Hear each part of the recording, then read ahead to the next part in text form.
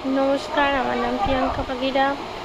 আমি একজন astrologer, neurologist, বাস্তবিক অ্যান্ড তার সাথে সাথে ট্যারো রিডারও। আমি আজকে মিসিং নাম্বারের সম্বন্ধে বলছি। মিসিং নাম্বার যদি 1 থাকে, আপনার ডিওবির মধ্যে 1 নম্বর যদি ডিওবিটার মধ্যে 1 নাম্বার পেশেন্ট না থাকে 1 নাম্বার, তাহলে কী করবেন? একটা কপারের সূর্য নেবেন এবং সেইটা বাড়ির দেওয়ালে, পূর্ব দিকের দেওয়ালে আপনাকে লাগাতে হবে। 2 নম্বর মিসিং থাকলে কি হয়? 2 নম্বর মিসিং থাকলে আপনার যদি তার ইমোশনাল অ্যাটাচমেন্ট খুব কম হয়, তখন আপনি চাঁদি কোনো জিনিস বা রূপোর কোনো জিনিস আপনি করতে পারবেন।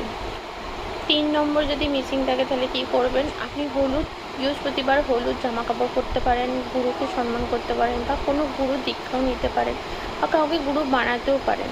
তাহলে আপনার চার্টে জুপিটার অ্যাক্টিভেটেড হয়ে যাবে এবং 3 নম্বরে মিসিংয়ের প্রভাবটা আপনার জীবনে হবে না। তো ভালো লাগলে অবশ্যই লাইক করবে, ভিডিওটা শেয়ার করবে, কমেন্ট করবেন। Thank you so much.